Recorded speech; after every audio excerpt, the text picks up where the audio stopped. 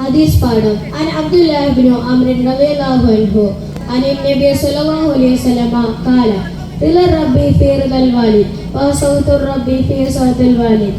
അബ്ദുല്ലാഹി ഇബ്നു അംറിൽ നിന്ന് നിവേദനം. നബി സല്ലല്ലാഹു അലൈഹി വസല്ലം പറഞ്ഞു, റബ്ബിന്റെ തൃപ്തി പിതാവിന്റെ തൃപ്തിയിലാണ്, റബ്ബിന്റെ വെറുപ്പ് പിതാവിന്റെ വെറുപ്പിലാണ്.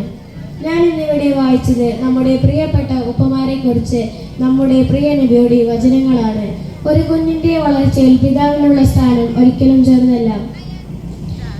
ഒരു കുഞ്ഞിന്റെ വളർച്ചയിൽ അസുഖങ്ങളും പ്രയാസങ്ങളും മാതാവിനെ പോലെ പിതാവിനെയും സങ്കടപ്പെടുത്തും.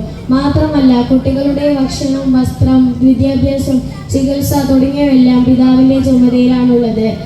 അതിനാൽ നമ്മൾ പിതാവിനോടുള്ള കടപ്പാട് ഒട്ടും ചെറുതല്ല.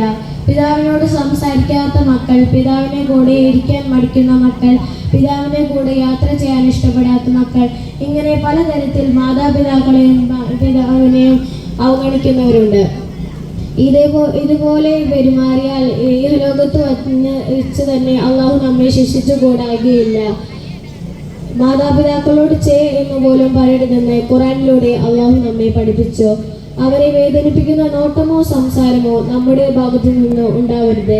മാതാപിതാക്കളുടെ തൃപ്തി നേടി നാളെ സ്വർഗ്ഗഭോഗാവനത്തിൽ ഒരുമിച്ച് കൂടാൻ അള്ളാഹു നമ്മെ അനുഗ്രഹിക്കുമാറാവട്ടെ. ആമീൻ. അസ്സലാമു അലൈക്കും വറഹ്മത്തുള്ളാഹി.